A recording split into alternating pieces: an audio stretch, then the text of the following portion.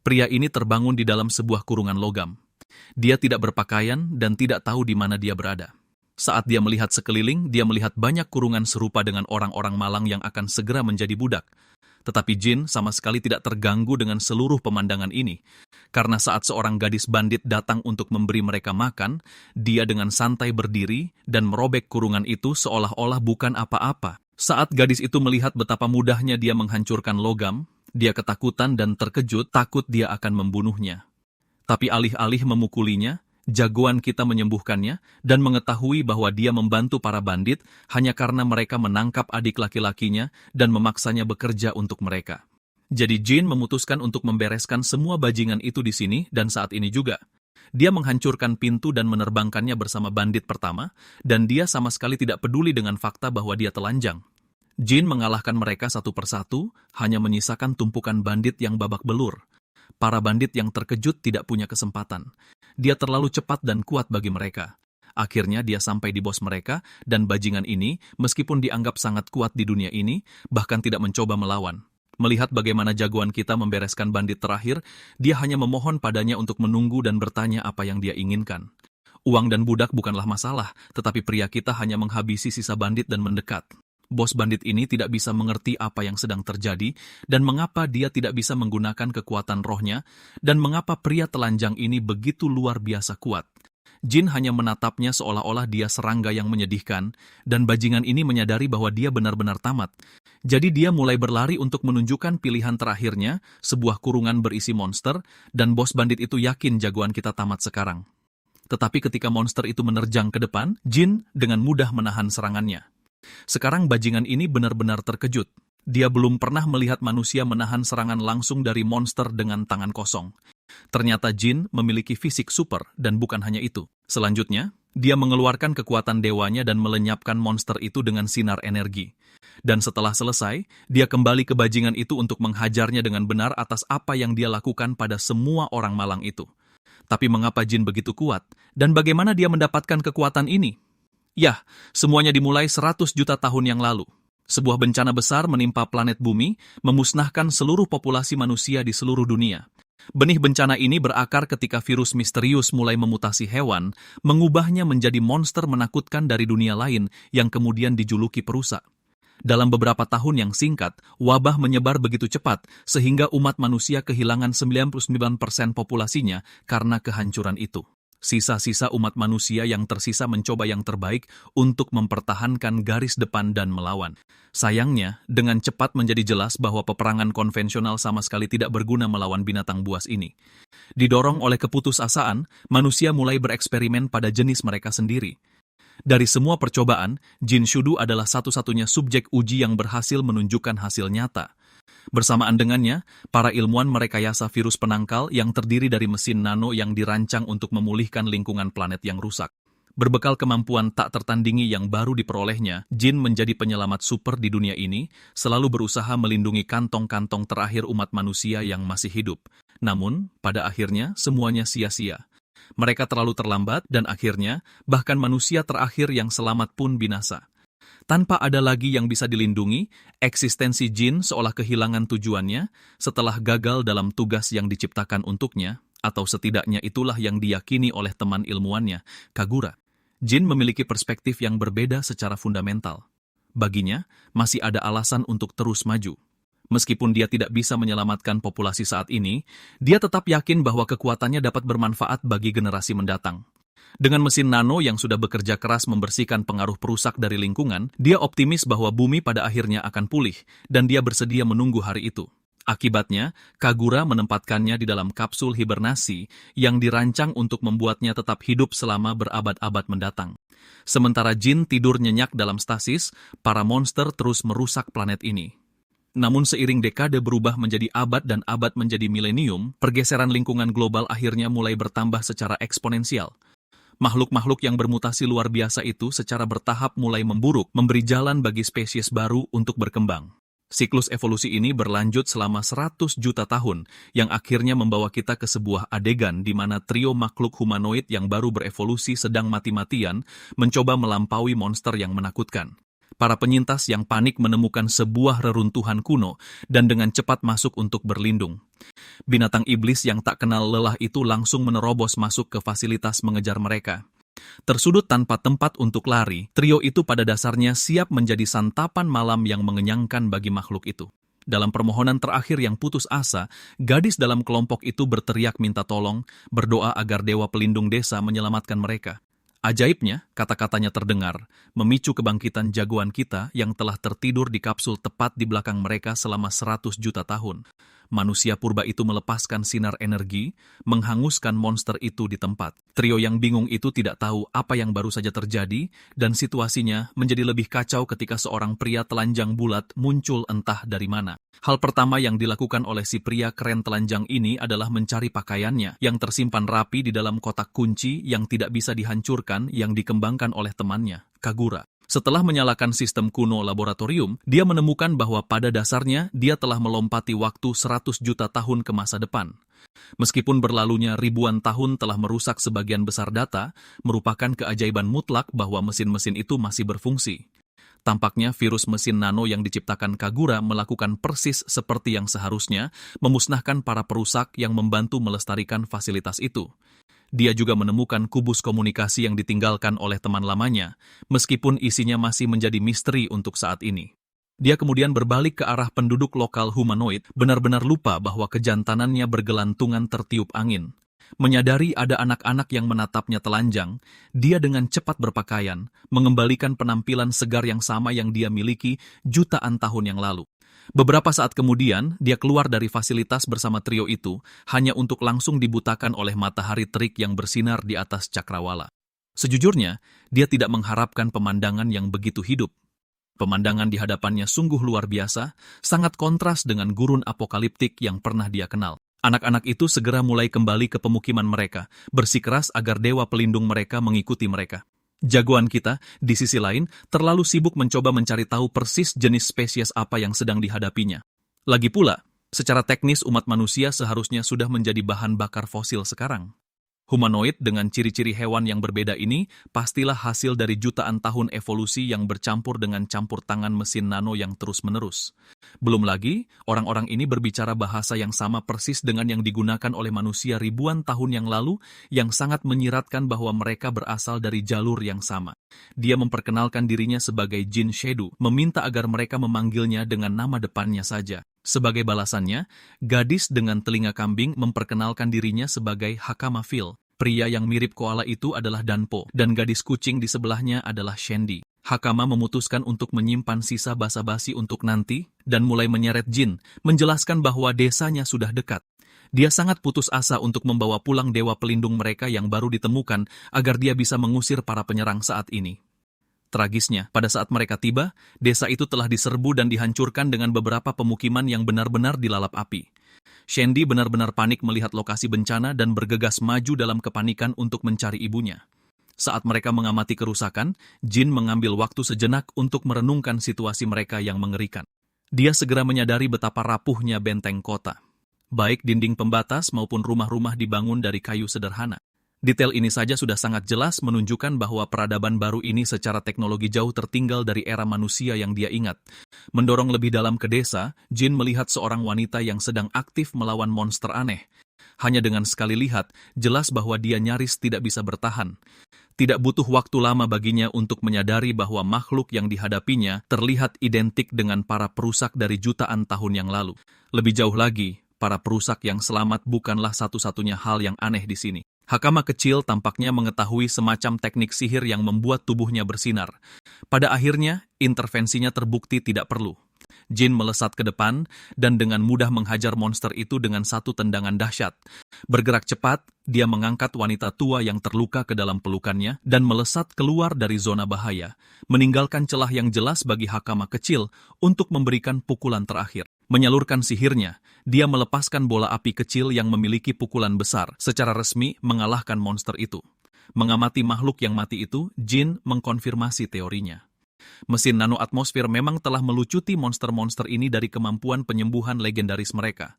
Namun, yang tidak dia mengerti adalah bagaimana seorang gadis lokal bisa menggunakan mesin nano yang sama. Tebakan cerdasnya adalah bahwa orang-orang ini menarik partikel mesin nano langsung dari atmosfer dan menyalurkannya menjadi mantra ofensif seperti yang dia lakukan. Kekurangannya yang mencolok adalah, secara historis, hanya manusia murni yang mampu memanipulasi teknologi itu. Dia secara langsung mengungkapkan rasa penasarannya kepada wanita yang baru saja dia selamatkan, bertanya-tanya apakah semua orang di era ini memiliki sihir semacam itu. Dia tidak sepenuhnya yakin apa maksudnya, tetapi dia menjelaskan bahwa hanya segelintir orang terpilih yang benar-benar dapat menggunakan kemampuan ini. Dalam budaya mereka, diyakini bahwa individu yang diberkati dengan kekuatan dewa adalah satu-satunya yang memiliki hak istimewa untuk menggunakan sihir ini. Di desa khusus mereka, tidak lebih dari 4 orang yang memiliki keistimewaan ini. Jin tidak perlu berpikir terlalu keras untuk menyatukannya. Kekuatan dewa hanyalah cara primitif dan keren mereka untuk menjelaskan manipulasi mesin nano. Hakama bergegas menghampiri wanita tua itu, yang ternyata adalah neneknya, dengan cemas menanyakan tentang penduduk desa lainnya, hanya untuk mengetahui bahwa mereka sudah dievakuasi. Pernyataan ini membuat trio itu merasa lega, meskipun sang nenek sangat khawatir mengapa anak-anak itu kembali ke desa yang berbahaya, alih-alih mengungsi bersama yang lain. Lagi pula, monster yang baru saja mereka lawan hanyalah seekor larva dibandingkan dengan monster dewasa raksasa yang saat ini meneror area tersebut. Tiba-tiba, sebuah suara yang menenangkan menembus ketegangan, meyakinkan wanita tua itu bahwa sama sekali tidak ada yang perlu dikhawatirkan. Penyerbu raksasa yang dia sebutkan, pendatang baru ini dengan percaya diri, mengklaim bahwa dia bisa membantainya sendirian. Sang nenek terkejut melihat wajah-wajah yang dikenalnya ini kembali ke zona perang dan segera menanyai pria itu tentang penduduk desa lainnya. Prajurit berambut biru itu memastikan bahwa penduduk sipil lainnya telah sampai di tempat perlindungan dengan selamat. Ternyata, pria yang lebih tua yang menemani pria berambut biru ini sebenarnya adalah ayah Hakama. Keduanya berbagi reuni yang emosional. Tentu saja, dia menuntut untuk tahu kemana Hakama pergi. Gadis itu dengan jujur mengaku langsung pergi ke pintu yang disegel, yang membuat neneknya sangat terkejut. Wanita tua itu sangat marah karena Hakama berkeliaran ke wilayah terkutuk itu. Menurut legenda setempat, wilayah di balik pintu itu sepenuhnya milik dewa pelindung desa. Karena Hakama kecil merasa sangat terancam oleh invasi monster, dia menjelaskan bahwa dia hanya pergi untuk mencari bantuan dewa. Dan saat dia dengan bangga menunjukkannya, dewa harfiah dari legenda mereka sedang berdiri tepat di sampingnya. Dapat dimengerti, sang nenek sangat skeptis, terang-terangan menolak untuk mengakui pemuda asing ini sebagai pelindung ilahi mereka. Lebih buruk lagi, berdasarkan penampilannya, mereka menganggap pemuda kita berasal dari spesies inferior, membuat gagasan memberinya gelar suci seperti itu benar-benar konyol. Turut campur, Shandy kecil mencoba meyakinkan kakaknya yang berambut biru bahwa jin adalah dewa yang asli. Sebagai tanggapan, kakaknya yang sangat berprasangka buruk dengan cepat menolak klaimnya, menunjuk secara khusus ke telinga manusia biasa milik jin. Dalam masyarakat mereka, siapapun yang tidak mewarisi ciri-ciri hewan yang berbeda diklasifikasikan sebagai makhluk yang lebih rendah. Sejauh yang pria ini tahu, adik perempuannya hanya bertindak di bawah kesalahpahaman besar yang naif. Namun gadis kecil itu tetap pada pendiriannya, dengan bangga mengungkapkan bahwa pria ini dengan mudah mengalahkan penyerbu yang mengejar mereka. Tidak terkesan, kakaknya menepis hal itu, dengan sombong mengklaim bahwa dia bisa mengalahkan penyerbu dengan sama mudahnya. Mengalihkan perhatiannya pada pahlawan kita yang sudah terlihat sangat lelah dengan semua omong kosong yang tidak beralasan ini, prajurit berambut biru itu mengancam si penyusup, menyuruhnya untuk segera meninggalkan desa karena mereka tidak punya tempat untuk menampung makhluk berdarah rendah. Si cerewet itu berjalan melewati jin, sambil terus mengoceh. Dia begitu sombongnya sehingga dia secara sukarela mengambil tugas bunuh diri untuk membunuh penyerbu raksasa itu sendirian. Omong-omong, si kepala biru yang sombong ini bernama Sars. Sang nenek menjadi sangat tertekan dengan keputusan gegabah yang baru saja dibuat oleh Sars. Dia kemudian mengalihkan perhatiannya kembali ke jin. Meskipun dia masih tidak peduli siapa jin sebenarnya, dia mengakui akan sangat tidak sopan jika tidak mengucapkan terima kasih yang tulus karena telah menyelamatkan hidupnya. Setelah berterima kasih, dia meminta satu permintaan terakhir untuk membantu mengantar anak-anak kembali ke tempat perlindungan yang aman, sementara dia pergi untuk memastikan Sars tidak membuang nyawanya karena kesombongan belaka. Tidak mengherankan, pemuda kita terang-terangan menolak untuk mematuhinya. Mereka secara langsung mempertanyakan harga dirinya, dan dia tentu tidak akan hanya berdiri di sana dan membiarkan mereka menginjak-injaknya. Dia memutuskan akan memastikan mereka menyadari bahwa dia bukan orang yang tidak berguna dan dia jelas bukan spesies inferior. Adegan beralih ke danau terdekat yang saat ini menjadi sarang monster raksasa yang mengerikan. SARS akhirnya tiba di tempat kejadian, dan pria itu bahkan tidak bergeming sebelum mengambil posisi bertarung. Dengan tombak dan tubuhnya yang dialiri petir seperti Zeus, dia berlari secepat kilat ke arah monster itu. Dalam upaya untuk melakukan serangan balik, makhluk keji itu benar-benar menggunakan keturunannya sendiri sebagai senjata proyektil. Untungnya, larva berlendir yang tak terawat ini adalah target yang mudah bagi tombak listrik SARS. Dengan jalan yang terbuka, SARS memanfaatkan celah itu, melompat tinggi dari tanah untuk memberikan tebasan dahsyat tepat di wajah bajingan itu. Monster itu menjerit keras kesakitan. Tentu saja, kita semua tahu itu tidak mungkin semudah itu, dan kita benar. Yang membuat SARS sangat cemas, luka menganga monster itu segera mulai beregenerasi. Kejutan yang tiba-tiba melumpuhkan prajurit berambut biru itu, membuatnya terbuka lebar untuk serangan balik mematikan yang tidak sempat dia hindari. Tapi seperti yang diharapkan, Jin turun tangan pada detik terakhir dengan mudah menahan serangan besar itu seolah-olah bukan masalah besar. SARS, si bodoh yang tadinya sangat sombong, tiba-tiba tersadarkan oleh kenyataan pahit dan pertunjukan baru saja dimulai. Monster itu melompat mundur untuk melancarkan serangan lain dengan kekuatan 2 kali lipat dari sebelumnya. Namun, pahlawan kita bahkan tidak memberi kesempatan pada makhluk itu untuk mengayunkan serangan. Hanya dengan jentikan jari biasa, Jin membuat lubang menembus daging monster itu. Si sombong itu hanya bisa menyaksikan pertunjukan spektakuler itu dalam keheningan yang tercengang. Tak lama kemudian, sisa kelompok itu bergegas menuju tepi air. Bahkan belum selesai mengatur napas dari lari cepat yang gila itu, rahang mereka kembali ternganga. Menyaksikan pemuda kita menahan monster kolosal dengan satu tangan saat monster itu terus mencoba mengerahkan kekuatan besar, Jin benar-benar mulai bosan dengan pertarungan itu. Memutuskan untuk menyelesaikan semuanya secepatnya, dia meraih pinggang SARS dan melompat menyingkir. Saat kamera menjauh, kita menyaksikan monster raksasa itu benar-benar tertusuk oleh energi Jin. SARS dengan panik berargumen bahwa serangan besar yang mencolok tidak ada gunanya jika monster itu bisa beregenerasi tanpa batas. Untungnya, Jin sudah mempertimbangkan variabel tersebut. Disinilah nanomesin berguna, secara aktif menetralkan regenerasi seluler monster itu. Kerusakan yang ditimbulkan SARS sebelumnya sebenarnya cukup besar, tetapi lukanya terlalu dangkal untuk membebani faktor penyembuhan makhluk itu.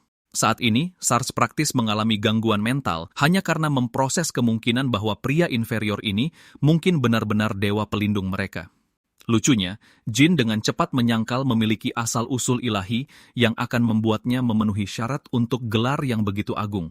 Yang dia tahu pasti adalah bahwa seluruh alasan keberadaannya yang berkelanjutan adalah untuk melindungi orang-orang di masa depan dan membantai monster-monster yang berdiri di depannya. Marah, monster itu menggeram dan mengayunkan ekor besarnya dengan liar, berusaha keras untuk menghancurkan pahlawan lincah yang terus menyelinap melalui pertahanannya seperti air. Setelah dengan cepat merumuskan strategi kemenangan, Jin melumpuhkan makhluk itu sepenuhnya dengan menjebaknya dalam kristal es kuning yang padat. Saat dia menyiapkan serangan kritis yang dijamin akan melenyapkan monster itu menjadi berkeping-keping, dia akhirnya memberikan perkenalan yang pantas. Dia menyatakan dirinya sebagai monster yang lahir langsung dari kebodohan tragis umat manusia sendiri. Dia adalah peninggalan yang telah bertahan melalui tidur 100 juta tahun, senjata yang ditunjuk untuk membersihkan bumi dari ancaman mengerikan ini. SARS tidak dalam posisi untuk memahami apa yang diucapkan pria ini, tetapi satu-satunya hal yang dia pedulikan saat ini adalah apakah Jin benar-benar dapat memenuhi klaim besarnya. Tentu saja Jin bisa. Bagaimanapun, dia adalah puncak dari eksperimen tragis brutal yang tak terhitung jumlahnya, senjata yang disiapkan di luar imajinasi, lahir dari sejarah umat manusia yang berlumuran darah. Dia adalah manusia sejati pertama, terakhir, dan satu-satunya yang tersisa di dunia ini. Dengan perkenalannya yang telah selesai, Jin melepaskan serangan energi yang begitu menyilaukan, sehingga langsung membakar monster itu. Sinar itu begitu kuat, sehingga menembus lurus atmosfer bumi dan menembus ruang hampa udara, menjamin tidak ada kesempatan bagi bajingan itu untuk tumbuh kembali. Dengan monster yang sudah pasti mati, SARS benar-benar kehilangan keinginan untuk berbicara setelah kesombongannya yang berlebihan baru saja dipatahkan di depan wajahnya. Sementara itu, tanpa terlihat oleh kelompok itu, tampaknya ada seseorang yang mengawasi pemuda kita dari semak-semak. Wanita misterius ini pada awalnya hanya dikirim untuk mengawasi jenis penyerbu baru yang dilaporkan di danau. Dia tentu tidak menyadari bahwa dia akan cukup beruntung untuk menyaksikan jenis monster yang sama sekali berbeda beraksi. Sejauh yang dia tahu, bahkan petinggi elit ksatria suci di ibu kota kerajaan tidak akan berani sendirian melawan ancaman sebesar itu. Namun pemuda tak dikenal ini membuatnya terlihat sangat mudah. Mata-mata itu sangat bersemangat sehingga dia benar-benar tidak bisa menahan kegembiraannya untuk menyampaikan semua yang baru saja dia saksikan kembali ke guildnya. Kemudian pada hari itu, Jin akhirnya mendengarkan pesan holografik berusia jutaan tahun yang ditinggalkan temannya, Kagura, untuknya. Teman digitalnya memulai dengan mengakui bahwa jutaan tahun pasti telah berlalu pada saat Jin benar-benar menonton ini. Karena lompatan waktu yang sangat besar ini, Kagura sangat ingin tahu seperti apa masa depan bumi dan apakah lingkungan planet ini benar-benar telah pulih. Sejak awal, dia menyampaikan kabar buruk. Para perusak jahat tidak akan pernah benar-benar punah, bahkan jika dunia itu sendiri pulih secara drastis. Dan, sejujurnya, fakta itu sudah cukup jelas karena Jin baru saja selesai melawan salah satunya. Kagura mengungkapkan bahwa saat Jin dalam hibernasi yang dalam, dia secara berkala memasuki tidur dingin sendiri hanya untuk mengamati perubahan bertahap yang terjadi di seluruh dunia. Berkat pemulihan lingkungan, jumlah keseluruhan perusak terus menurun. Sayangnya, saat ekosistem bergeser, para perusak mulai berevolusi seiring dengannya. Adaptasi ini adalah tanda yang jelas bahwa dunia tidak akan pernah bisa sepenuhnya menyingkirkan ancaman ini. Untuk mengatasi ini, Kagura menjelaskan bahwa dia sengaja merekayasa genetika bentuk kehidupan yang baru muncul, memberi mereka potensi untuk melawan para perusak daripada hanya menjadi mangsa mereka. Selain itu, Kagura mengungkapkan bahwa dia meninggalkan peningkatan kekuatan besar khusus untuk pemuda kita. Ya. Jarum suntik berisi cairan hijau menyala yang menyeramkan itu persis seperti yang perlu disuntikan Jin langsung ke pembuluh darahnya. Setelah melakukannya, tubuh Jin segera mulai berderak dan memancarkan energi misterius. Serum yang baru saja dia minum memberinya kompatibilitas 100% dengan nanomachine. Setelah integrasi selesai sepenuhnya, Jin memperoleh kemampuan luar biasa untuk menghasilkan objek fisik melalui transformasi bentuk nanomachine. Bagian terbaiknya, peningkatan ini hanyalah puncak gunung es. Teman lamanya mengungkapkan bahwa dia telah menyembunyikan peningkatan kekuatan serupa yang tersebar di seluruh dunia. Dia sengaja tidak menyimpan semuanya di satu tempat untuk berjaga-jaga jika para koruptor berhasil menghancurkan sebuah fasilitas dan melenyapkan semuanya sekaligus. Ditambah lagi, perburuan ini memastikan Jin harus berkeliling dunia dan menyaksikan keindahan dunia baru secara langsung. Kagura mengakui dia tidak tahu ancaman seperti apa yang akan ditimbulkan para koruptor di era yang jauh ini, tapi dia sangat yakin bahwa masa depan jauh lebih cerah daripada realitas kiamat suram yang mereka tinggalkan ribuan tahun lalu. Seiring berjalannya pesan, proyeksi holografik menunjukkan betapa ilmuwan malang itu menua seiring waktu. Ini adalah momen yang pahit manis saat Kagura mengungkapkan kesedihan yang mendalam, tahu bahwa dia tidak akan pernah bisa melihat dunia yang telah pulih dan indah ini dengan matanya sendiri. Setelah secara resmi menyerahkan obor dan tanggung jawab masa depan kepada Jin, pesan itu akhirnya berakhir. Tepat pada waktunya, Hakama dan teman-temannya tiba, aktif mencari dewa pelindung mereka. Dia dan si pria koala dan Po datang untuk menyeretnya kembali ke desa karena seluruh penduduk sangat menunggunya. Saat mereka kembali, mata tajam Jin melihat sekilas kunci akses fasilitas penelitian yang familiar tergantung di leher Hakama. Karena penasaran, dia bertanya tentang liontin itu, ingin tahu bagaimana Hakama bisa mendapatkannya.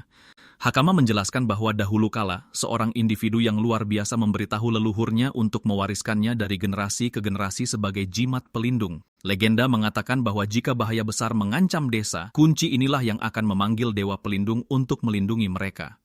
Mendengar ini, Jin sangat tersentuh.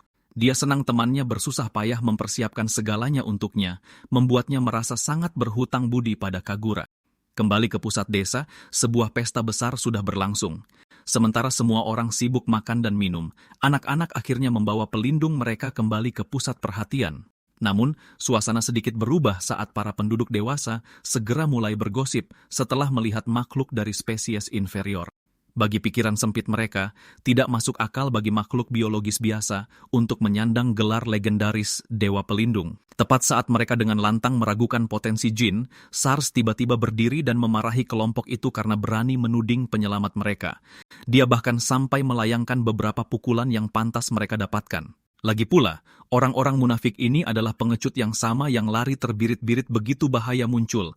Menyaksikan pertengkaran liar ini, Hakama dan Danpo bisa mencium kemunafikan yang terpancar dari Sarge. Lagi pula, dialah orang pertama yang mengejek dan dengan keras meragukan kekuatan jin beberapa jam sebelumnya. Nenek desa maju untuk berbicara langsung dengan jin. Merasa sangat berhutang budi, dia mencoba mengungkapkan rasa terima kasihnya yang sebesar-besarnya atas nama seluruh penduduk. Kenyataannya, jika bukan karena campur tangannya yang tepat waktu, tak seorang pun dari mereka akan berdiri di sana sekarang. Desa itu akan menjadi abu. Seperti biasa, jin dengan santai menepis pujian itu, bersikeras itu hanya bagian dari pekerjaannya. Tetap saja, dia tahu orang-orang ini tidak akan melepaskannya begitu saja tanpa memberinya sesuatu sebagai tanda terima kasih. Daripada meminta kekayaan materi, dia meminta sesuatu yang jauh lebih berharga, yaitu informasi. Jin menginginkan penjelasan rinci tentang keadaan dunia saat ini. Sayangnya, sekelompok penduduk desa yang terisolasi tidak mampu menjawab pertanyaan geopolitik yang begitu rumit. Untuk mendapatkan jawaban yang dicarinya, mereka sangat menyarankannya untuk mengunjungi ibu kota kerajaan tempat Raja Kremosia tinggal. Karena orang-orang dari berbagai kalangan berkumpul di ibu kota, tempat itu menjadi pusat urusan global dan intelijen penting. Mereka menyebutkan bahwa para pedagang dari desa Kodama mereka sering bepergian ke sana untuk menjual barang-barang khusus yang dibuat dari benang ulat sutra kayu. Meskipun jalan menuju ibu kota terkenal panjang dan berbahaya, sang nenek yakin jin akan baik-baik saja karena dia jelas bukan orang biasa. Dia bahkan menugaskan Hakama untuk menjadi pemandu resminya, menyarankan jin untuk membawanya karena Hakama memang sudah berencana pergi ke ibu kota kerajaan. Karena Hakama adalah salah satu dari sedikit orang yang bisa menggunakan kekuatan ilahi, dia ingin mendaftar di akademi bergengsi yang didedikasikan untuk melatih pengguna sihir. Jin benar-benar terkejut mengetahui bahwa institusi pendidikan formal masih ada di era ini. Tiba-tiba, menjadi jelas bahwa Jin telah mendapatkan pengagum yang sangat berisik dan sangat setia. Sars dengan antusias menawarkan diri untuk menjadi pengawal pribadi Dewa Pelindung dalam perjalanan. Wanita tua itu dengan cepat menolaknya, mengingatkan Sars bahwa dia sama sekali tidak punya alasan untuk mengunjungi ibu kota. Namun, Sars dengan lantang menyombongkan diri bahwa dia benar-benar punya alasan. Dia berencana untuk bergabung dengan Ordo Ksatria Suci yang terhormat. Namun, nenek tahu ini hanyalah angan-angan belaka. Dia dengan kejam menunjukkan bahwa Sars bahkan tidak berhasil diterima di Akademi Dasar, jadi bergabung dengan Ordo Ksatria Elit adalah hal yang sangat mustahil. Ini membuat Jin terkejut. Mengingat Sars adalah pengguna kekuatan ilahi, Jin mengira dia akan melewati proses penerimaan dengan mudah. Hakama memberitahunya tentang masalahnya. Ada ujian tulis wajib yang dirancang khusus untuk menyaring orang-orang bodoh, dan Sars secara tragis menjadi korban dari kebodohannya sendiri. Lepas dari candaan itu, Jin mendapati dirinya semakin penasaran dengan kelas elit yang dikenal sebagai ksatria suci. Omong-omong, adegan beralih dari desa ke seorang ksatria lapis baja. Dia tampak terkejut mengetahui bahwa penyerbu raksasa yang meneror wilayah desa Kodama telah dimusnahkan sepenuhnya. Orang yang menyampaikan berita mengejutkan ini adalah mata-mata wanita yang sama yang menyaksikan seluruh pertempuran di danau dari semak-semak.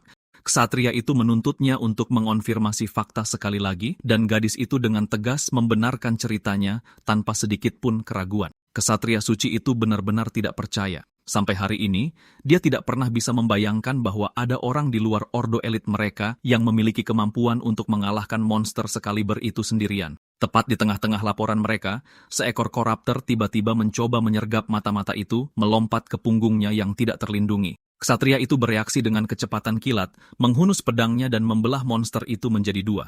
Alih-alih mundur ke tempat aman di kerajaan, ksatria itu membuat keputusan berani. Dia secara resmi terlalu tertarik, ingin sekali melacak dan bertemu langsung dengan pria misterius yang dengan mudah membantai binatang sebesar itu. Jin bangun di pagi yang indah menikmati udara, masih sulit percaya bahwa dia bisa menikmati pemandangan seperti ini. Sebagian dari dirinya menyesal karena sahabatnya, Kagura, tidak bisa melihatnya bersamanya. Salah satu anak membawakan pakaiannya, mendesak Dewa Pelindung untuk memakainya. Di adegan berikutnya, kita melihat Jin berada di pinggir desa. Nenek Hakama memberitahunya untuk menjalankan tugasnya sebagai pemandu dengan baik, sementara Sars tampak kesal karena tidak bisa menjadi pemandu perjalanan Jin. Jin menaruh minat khusus pada pria itu, dan bahkan memuji gerakan Sars, meyakinkannya bahwa dia akan menunggu kedatangannya di ibu kota kerajaan. Komentar ini membuat Sars berteriak seperti seorang fangirl, mendoakan yang terbaik untuk Dewa Pelindung dan berharap dia menjaga Hakama. Hakama sendiri diberitahu untuk berhati-hati. Dan dengan itu, perjalanan mereka berdua dimulai dengan keberangkatan mereka. Si cebol dan pria jangkung berjalan bersama, melintasi segala macam pemandangan yang indah dan permai. Hakama mengajaknya berkeliling sampai akhirnya mendirikan kemah. Jin bertanya seberapa jauh ibu kota. Rupanya, masih 4 hari berjalan kaki, jadi tidak sejauh yang dia kira. Tapi dia sangat penasaran tentang Jin dan mengapa dia begitu ingin menjelajahi dunia. Menolak untuk berbagi, dia mengatakan padanya bahwa itu adalah rahasia. Jauh di lubuk hati, Jin tahu bahwa para koruptor masih hidup berdasarkan deskripsi Samarkagura, dan dia bahkan sempat bertemu dengan beberapa di era ini. Tingkat reproduksi normal mereka hanya terjadi di lingkungan yang hancur dan tercemar, kebalikan dari tempat ini yang berarti ada sesuatu atau seseorang yang menyebabkan perubahan di balik layar yang perlu diselidiki. Hakama takut melihatnya memasang wajah begitu serius saat melamun, jadi dia meminta maaf padanya karena termenung. Jin mengerti satu hal.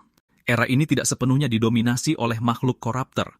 Tanda-tanda kehidupan terlihat jelas di sekitarnya.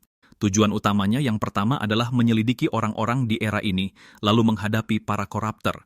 Meneliti monster tidak begitu sulit karena dia bisa melakukannya sendiri sesuka hatinya.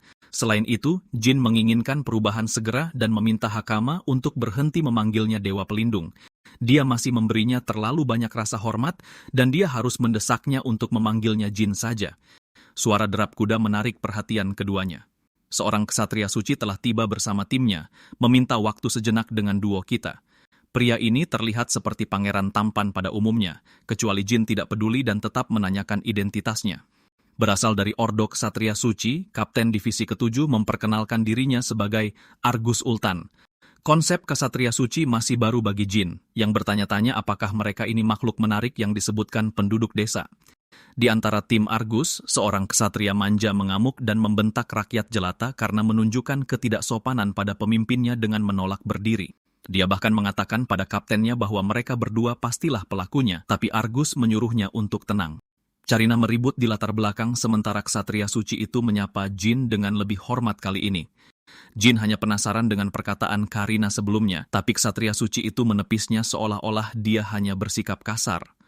Argus lalu mengganti topik dan menanyakan identitas pria itu, dari mana asalnya atau kemana tujuannya selanjutnya. Hakama memberitahu bahwa mereka berasal dari desa Kodama dengan rute menuju ibu kota kerajaan. Karena menggunakan ini sebagai konfirmasi lagi, bersikap sombong saat dia menuduh keduanya sebagai spesies inferior. Bahkan, dia terus bertingkah sok pintar seolah-olah IQ-nya 3000 karena telah mengungkap makhluk inferior dari desa Kodama. Jin sebenarnya terpesona oleh kemajuan dunia ini ketika dia mendengar ada catatan kelahiran, tapi Argus menyela lagi dan menghentikan Karina karena membuat asumsi yang gegabah. Faktanya, dia bisa tahu bahwa gadis kecil Hakama itu sebenarnya mengenakan pakaian khusus Kodama, pakaian yang dihargai karena kualitasnya yang tinggi bahkan di ibu kota. Anak-anak desa tidak memakai pakaian kerajaan seperti itu, oleh karena itu menegaskan bahwa mereka memang dari desa, membuktikan lagi kebodohan Carina. Meskipun dia yakin dengan gadis itu, Argus menghunus pedangnya dan mengarahkannya ke pria yang berdiri di hadapannya, menyatakan bahwa dia berbeda dari yang lain. Pertama, dia bahkan belum pernah melihat pakaian pria ini, menimbulkan pertanyaan dari mana asalnya. Ksatria suci itu memberitahu bahwa banyak bandit telah mengganggu jalan antara desa Kadama dan ibu kota. Kemungkinan pria ini adalah salah satu bandit yang mencoba memperdagangkan anak-anak dan Hakama juga terlibat dalam sandiwara itu sambil berpura-pura tidak berbahaya. Gadis kecil itu mencoba menyangkal, tetapi mereka tidak percaya satu kata pun. Tanpa pikir panjang, Hakama melancarkan serangan, tetapi malah terpojok dengan beberapa pedang sihir yang menahannya dari segala arah. Dia mendapat pujian dari ksatria suci karena memiliki kekuatan ilahi, sementara pahlawan kita cukup terkesan dengan kekuatan seorang ksatria suci. Kemampuan Argus sangat kuat, Jin bisa langsung melihatnya. Dan sekarang karena dia berada di posisi otoritas sejati, ksatria suci itu menuntut penjelasan dari mana pria itu berasal. Informasi itu akan menjadi faktor penentu apakah pahlawan kita dibiarkan hidup atau tidak, tetapi baru mendengar itu, Jin menatapnya dengan tatapan membunuh. Tegangannya sangat kuat, tetapi akhirnya dia memutuskan untuk tidak menuruti perasaannya dan hanya terengah-engah mengatakan bahwa dia berasal dari desa Kadama. Karina melompat untuk menyebutnya pembohong di hadapannya, tetapi Argus dengan tulus menerima penjelasan ini dan menurunkan senjatanya. Ini adalah perubahan yang mengejutkan, terutama ketika pria itu beberapa saat lagi akan melontarkan ancaman pembunuhan. Ksatria suci itu bisa merasakan bahwa dia tidak berbohong, sementara Hakama secara resmi menyatakan Jin sebagai dewa pelindung desa. Konsep dewa pelindung membuat ksatria suci itu tertarik, tetapi dia tidak menganggapnya serius dan berbalik untuk pergi. Dia kembali menaiki kudanya, meminta maaf atas kekasarannya. Argus sebenarnya melakukan semua itu sebagai bagian dari pekerjaannya. Sang kapten mengerti bahwa mereka akan bertemu satu sama lain di ibu kota kerajaan di masa depan. Bahkan, dia menawarkan mereka kesempatan untuk datang menemuinya jika mereka mendapat masalah. Mengatakan demikian, dia bergegas pergi, membuat Karina malu yang entah kenapa menginginkan sesuatu yang serius terjadi. Bahkan Jin terlihat bingung dengan kebutuhan psikotik wanita ini akan drama. Di adegan berikutnya, kita melihat tim sedang dalam perjalanan ke tujuan mereka berikutnya. Karina memaksakan diri tanpa alasan, menyoroti bahwa Jin mencurigakan dan bahwa mereka seharusnya tidak membiarkan spesies inferior itu lolos. Kata-kata spesies inferior tertahan di tenggorokannya. Argus mengejek gadis itu karena tidak tahu siapa di antara mereka yang sebenarnya adalah spesies inferior. Membenarkan pikirannya, Rhea juga setuju, yang sangat mengejutkan Carina. Bahkan, dia menekankan betapa besarnya jurang pemisah bak dewa antara mereka dan pria yang mereka hadapi saat itu. Argus sebenarnya mencoba bergerak 3 kali dalam satu kesempatan, tetapi tekadnya bahkan tidak mengizinkannya. Dia bisa merasakan bahwa Jin, yang tangannya ada di sakunya, akan segera bertindak dan membalasnya bahkan sebelum gerakan itu dibuat. Sekarang aku bahkan tidak tahu apa artinya itu, tapi kerja bagus, protagonis kita. Omong-omong, Argus bahkan mencoba menggunakan kekuatan ilahi, dan di hadapan Jin, kekuatan sialan itu bahkan tidak aktif, membuat Karina ketakutan. Jurus yang sama yang dia gunakan melawan Hakama, dan dengan mudah memojokkannya bahkan tidak berhasil padanya. Rhea mencoba melakukan hal yang sama, tetapi juga gagal, menyiratkan bahwa ada perbedaan level kekuatan yang sangat jauh antara mereka dan monster seperti Jin. Prestasi seperti itu, bahkan menurut pandangan Argus, paling-paling hanya bisa dilakukan oleh komandan tertinggi di antara Ordo Ksatria. Rhea dan Carina mencemooh, gadis bodoh itu tidak tahu betapa jauhnya mereka kalah kelas saat itu. Pangeran tampan menekankan bahwa mereka baru saja bertemu monster, sebuah anomali yang berbeda dari yang lain, dan tidak apa-apa jika Carina membuat kesalahan karena dia baru di unit mereka. Mengenai orang yang membunuh penyerbu desa Kodama, Argus curiga itu adalah orang yang sama. Carina berpikir situasinya berbahaya, tetapi kaptennya bijaksana dan percaya berbahaya menyerang seseorang tanpa informasi sama sekali tentang orang itu. Dia juga percaya Jin cukup santai karena bersikap pasif, dan saat ini tujuan mereka adalah kembali ke ibu kota kerajaan karena keterlibatan mereka tidak lagi diperlukan. Hal terakhir yang mereka bicarakan adalah memberitahu guild mengenai situasi para bandit. Dan dalam pikiran Argus, dia merasa asing dengan karakter dewa pelindung desa Kadama ini. Jika saja pria itu bisa menjadi sekutu mereka, itu bisa menyelesaikan banyak masalah yang diderita negara mereka. Di adegan berikutnya, pahlawan kita kembali di jalan bersama Hakama, menyebutkan bagaimana mereka bertemu seseorang yang menarik tempo hari. Dia bertanya-tanya, apakah semua ksatria suci sekuat yang mereka temui, tetapi Hakama menjelaskan bahwa Argus luar biasa. Bahkan di antara Ordo Ksatria, hanya yang terbaik dari yang terbaik yang dielu-elukan sebagai ksatria suci untuk menjadi pemimpin mereka. Argus berada di puncak liga mereka. Dia bahkan memberi isyarat betapa cepatnya aktivasi seni rohnya tempo hari, sebuah istilah yang tidak familiar bagi pahlawan kita. Tampaknya, di era sekarang, meminjam kekuatan roh disebut kekuatan ilahi, dan teknik yang digunakan untuk mengembangkan kekuatan tersebut pada dasarnya adalah metode roh atau seni roh. Dengan kata lain, nanomesin Kagura dan Jin pada dasarnya diperlakukan seperti roh di luar pemahaman mereka. Dia tahu bahwa mereka pasti terlihat seperti fantasi yang sangat kacau untuk zaman sekarang, tetapi dia tidak bisa tidak mengingat perasaan marah Karina mengenai makhluk rendahan. Jin menjadi tertarik pada istilah itu dan mengetahui bahwa era saat ini memiliki beberapa ras manusia yang berbeda. Ada juga yang menyerupai serangga dan ikan. Dan berdasarkan kata-kata neneknya, ras tertentu bahkan bisa hidup di air atau di wilayah tertentu saja. Itu berubah seiring berjalannya waktu karena makhluk-makhluk itu berevolusi untuk beradaptasi dengan lingkungan. Kalimat ini menarik bagi Jin, yang segera merenung bahwa itu berarti beberapa manusia yang selamat pastilah penyebab dimulainya siklus evolusi 100.000 tahun kemudian. Dia tidak mau terlalu memikirkan asumsi besar ini. Sebaliknya, Jin berpikir bahwa orang-orang yang tidak berubah dan beradaptasi dengan lingkungan pada dasarnya menjadi ternak yang mereka sebut spesies inferior. Karena mereka tidak bisa beradaptasi, mereka dianggap sebagai pemakan sisa dan lemah meskipun masyarakat mereka memperlakukan mereka seperti orang tak berguna, menjual mereka sebagai budak. Konsep perbudakan yang ada di era ini mengganggu pahlawan kita, tetapi Hakama tetap teguh pada pendapatnya sendiri. Dia dengan ceria menyatakan bahwa hampir tidak ada perbedaan antara mereka dan makhluk inferior. Dia tidak mengerti mengapa orang memperlakukan orang lain dengan seenaknya hanya karena seseorang berbeda dari mereka. Setiap orang aneh dengan caranya sendiri, dan mendengar dia berbicara seperti itu, Jin terkesan dengan karakter gadis kecil itu. Saat mereka sedang berbicara, seseorang muncul di depan mereka, tampak kasar dan babak belur. Anak ini pingsan di jalan, memohon bantuan mereka saat Hakama bergegas ke sisinya. Jin mengamati anak itu dengan cermat, menyadari bahwa yang ini tidak memiliki ciri-ciri kebinatangan berdasarkan telinga, yang berarti itu semacam manusia. Anak itu dipenuhi memar dari leher hingga ujung kaki. Luka-luka ini tidak normal untuk insiden biasa.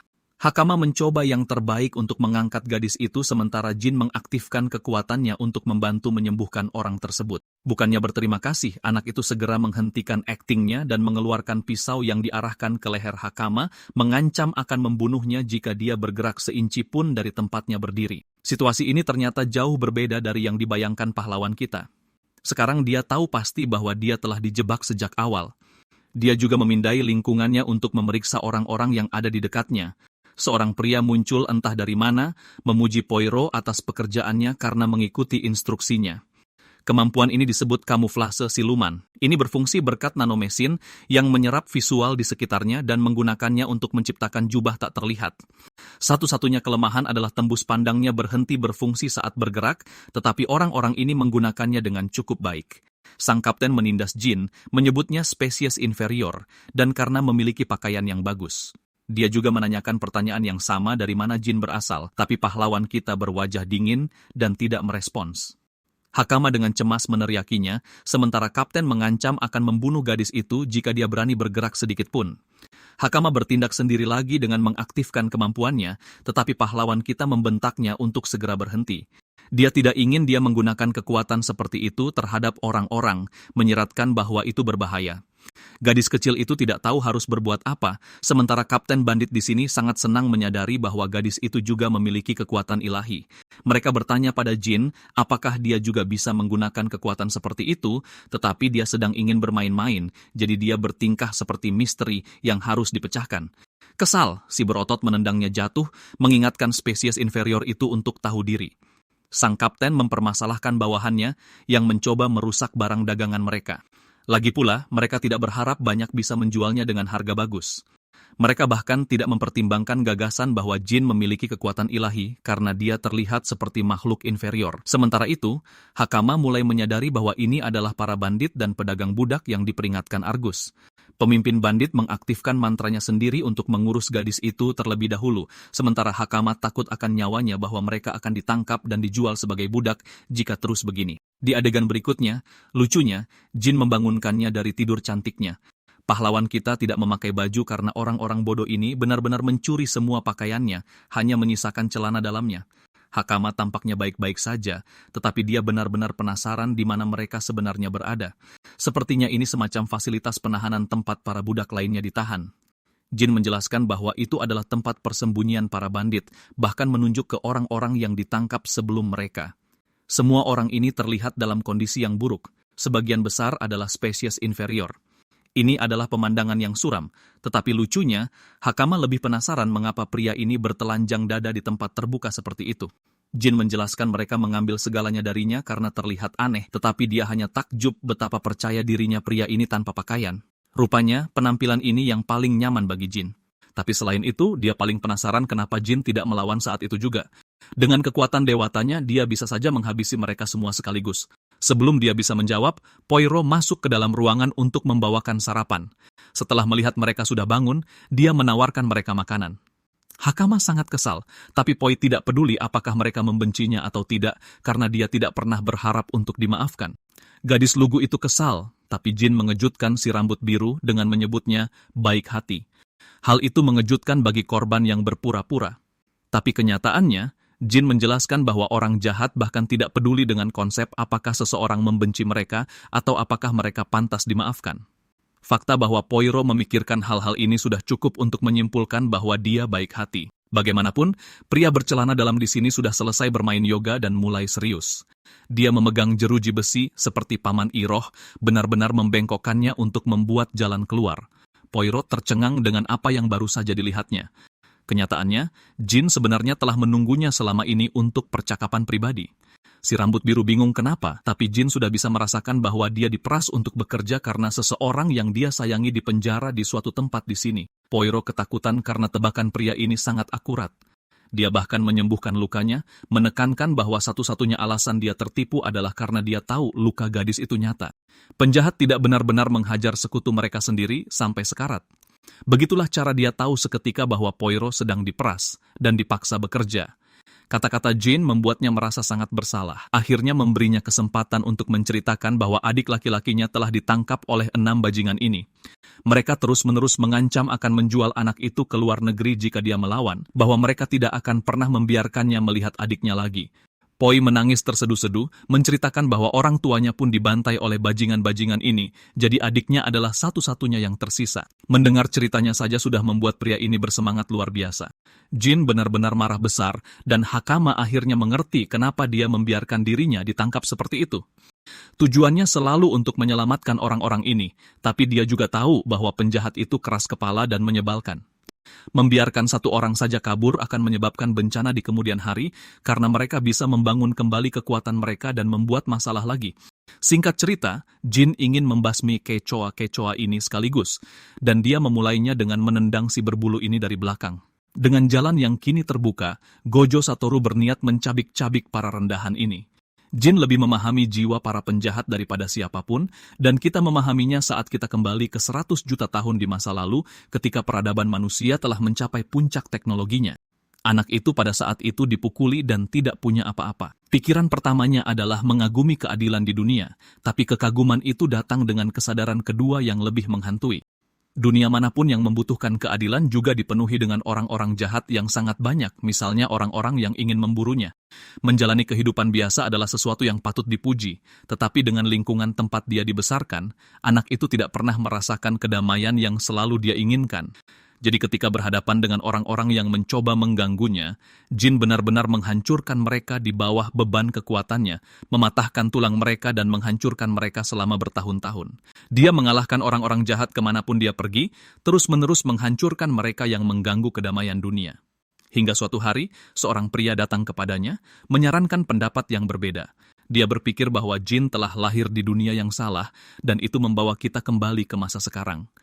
Jagoan kita berjalan seperti seorang Chad untuk menghadapi para pecundang di depannya setelah menghabisi tumpukan mayat. Jin hanya ingin menambah jumlah korbannya, dan menolak menjawab pertanyaan apapun, dia melemparkan salah satu dari mereka ke arah anak buah di depannya. Saat salah satu dari mereka menangkap orang itu, jagoan kita menyambar dengan tendangan secepat kilat dan membantai yang lain. Temannya merasa ngeri karena Jin baru saja menghantam orang ini hingga membuat kawah di dinding, tidak tampak berbeda dari monster sialan yang tidak tahu cara berhenti. Ketakutan, orang itu mencoba lari, tapi sia-sia. Hanya jeritan kesakitannya yang terdengar oleh para tawanan di lantai bawah. Poirot bisa merasakan bahwa jeritan ini datang dari yang lain. Dia benar-benar mulai bertanya-tanya siapa sebenarnya Jin itu. Hakama dengan santai mengungkapkan bahwa pria ini adalah dewa berjalan, dan mereka tidak perlu khawatir karena dia akan mengurus semuanya sendiri. Saat ini, mereka harus mengikuti instruksinya untuk keluar, tetapi bagi Poirot, menakutkan bahwa mereka akan diselamatkan. Pemimpin bandit tidak mudah dikalahkan meskipun dia memiliki bakat sihir dewa yang kuat. Dalam pertarungan kekuatan kasar, sulit membayangkan ada yang bisa mengalahkan orang itu. Tapi saat Poirot memikirkan hal-hal yang tidak berguna seperti itu, jagoan kita sudah membuat orang itu gemetar berlutut. Bosnya memohon Jin untuk berhenti, menawarinya banyak uang, bahkan menambahkan budak ke dalam tawarannya. Ngomong-ngomong, adik Poirot ditahan di ruangan ini. Jin merasa jijik dengan tawaran budak itu. Dia membunuh orang lain di depan bosnya sementara pemimpin bandit bertanya-tanya apa yang sedang terjadi. Bahkan seni rohnya pun sepertinya tidak bisa aktif di hadapan otot perut dewa pria ini, maksudku, kekuatannya. Tapi yang lebih dari itu adalah misteri mengapa Jin mendapatkan semua kekuatan ini. Lucunya, Jagoan kita menyebut badut ini penjahat setengah matang, karena penjahat sejati setidaknya punya semangat untuk lari saat tahu mereka kalah kelas. Tapi pemimpin bandit beserta anak buahnya adalah bajingan sombong yang meremehkan orang lain, menipu diri mereka sendiri bahwa mungkin mereka bisa menang. Tapi saat mereka takut akan kalah, mereka mulai memohon. Sejujurnya, penghinaan verbal ini memuaskan. Dan mengikuti nasihat jagoan kita, pemimpin bandit itu mulai berlari. Dia langsung menuju lift untuk menarik tuas, melepaskan senjata rahasia yang mereka kurung sebagai monster.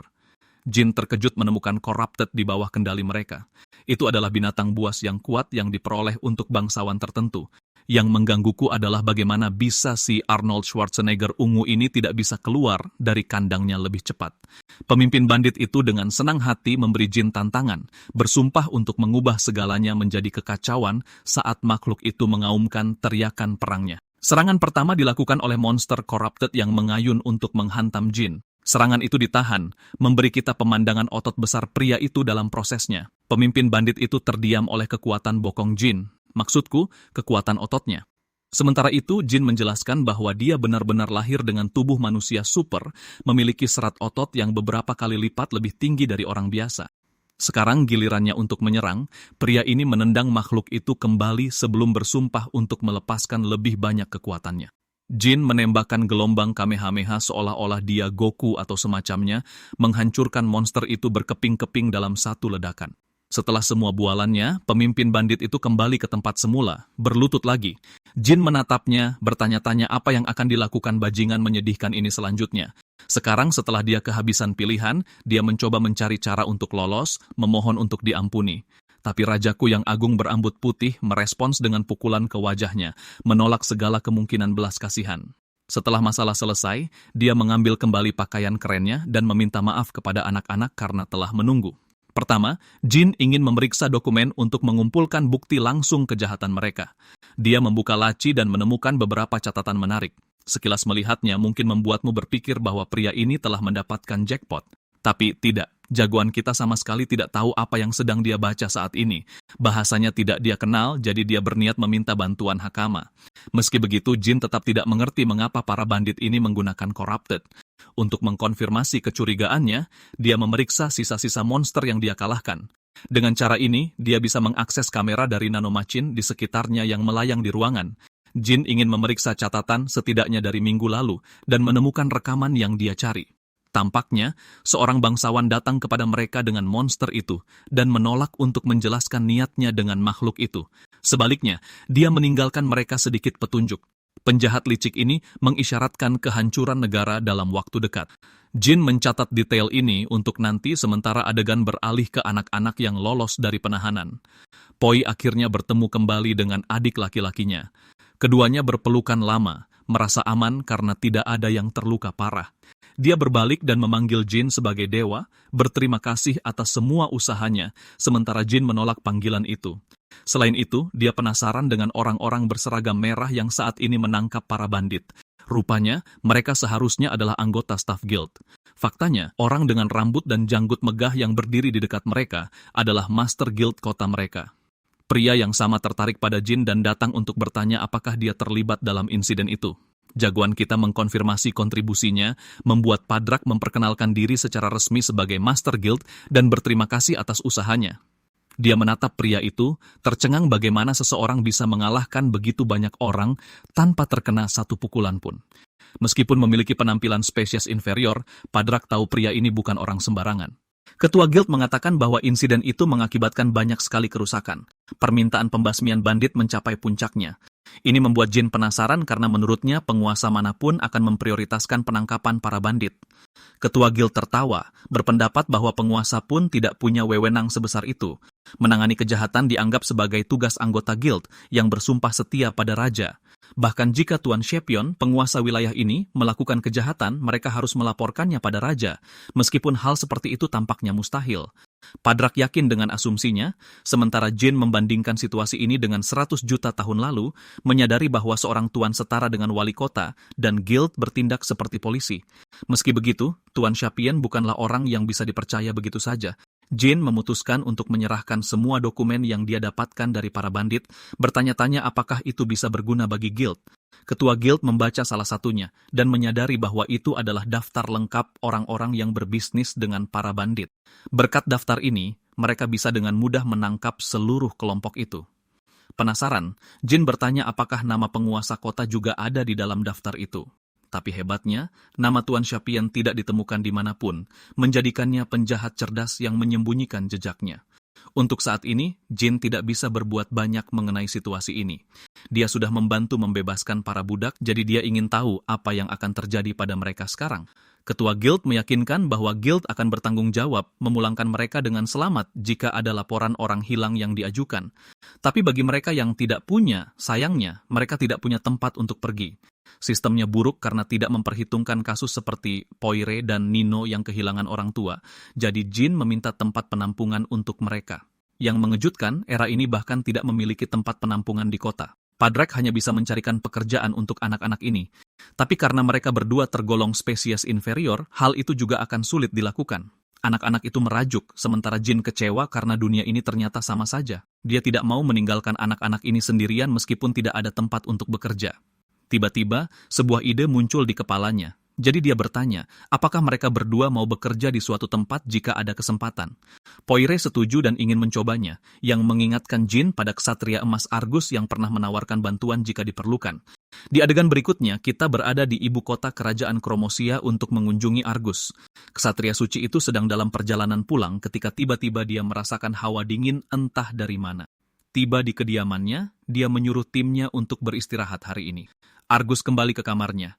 Dia disambut oleh rombongan pelayan yang menyambutnya dengan bangga dan hormat. Hal pertama yang dia lakukan adalah meminta laporan, dan dari reaksi para pelayannya, ksatria suci itu bisa menyimpulkan bahwa sesuatu telah terjadi. Kepala pelayan meminta maaf karena merepotkan tuannya yang baru saja kembali. Sementara itu, adiknya mengawasi dari atas dengan tatapan tajam. Argus menerima laporan itu dan langsung pusing. Situasinya jauh lebih buruk dari yang dia kira karena seorang penyusup tampaknya muncul di dalam ibu kota dan membuat kekacauan. Pertanyaan bagaimana penyusup itu masuk tidak begitu penting baginya, tetapi siapa yang membantu membawanya masuk adalah masalah sebenarnya. Tebakan terbaiknya adalah seseorang dari Akademi Harnisk, tempat yang penuh dengan orang mencurigakan yang merencanakan kehancuran mereka. Meskipun begitu, dia sangat membutuhkan rekan untuk mengendalikan situasi di ibu kota. Dan saat ini, Jin dan kelompoknya melanjutkan perjalanan mereka ke ibu kota. 3 hari berlalu dalam misi pembasmian.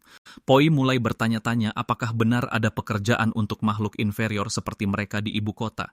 Sebagai pria yang baik hati, Jin meyakinkan mereka bahwa kemampuan membaca dan menulis sudah menjadi keuntungan besar, jadi dia mendorong anak itu untuk lebih percaya diri. Di sisi lain, Hakama menunjuk ke kejauhan, memberitahu bahwa ibu kota sudah dekat. Pahlawan kita benar-benar terperangah saat menatap keindahan ibu kota kerajaan yang megah. Menjelang malam, mereka tiba di dalam ibu kota. Tempat itu ramai dengan orang di mana-mana. Hakama mengungkapkan bahwa ibu kota bergantung pada impor, yang berarti segala jenis barang tersedia di sini, bahkan pakaian kodama yang pernah mereka sebutkan. Jin merasa itu menarik dan juga memperhatikan sekelompok mutan serangga. Ada banyak sekali ras di sekitar sini, menunjukkan bagaimana mereka semua berkembang secara berbeda. Jalanannya rapi, keamanan di ibu kota juga sangat baik. Tapi bahkan dengan semua keuntungan itu, ada beberapa bagian yang menjijikan. Jin merenungkan bahwa setiap era memiliki masalahnya sendiri. Dia bertanya pada Hakama tentang ujian masuk akademi dan mengetahui bahwa itu akan diadakan minggu depan. Mereka akan menunggu sampai ujian dimulai, tetapi seorang gadis pirang yang mendengar percakapan mereka bertanya-tanya apakah kelompok ini tertarik masuk ke Akademi Harnisk, terutama karena mereka semua terlihat seperti spesies inferior.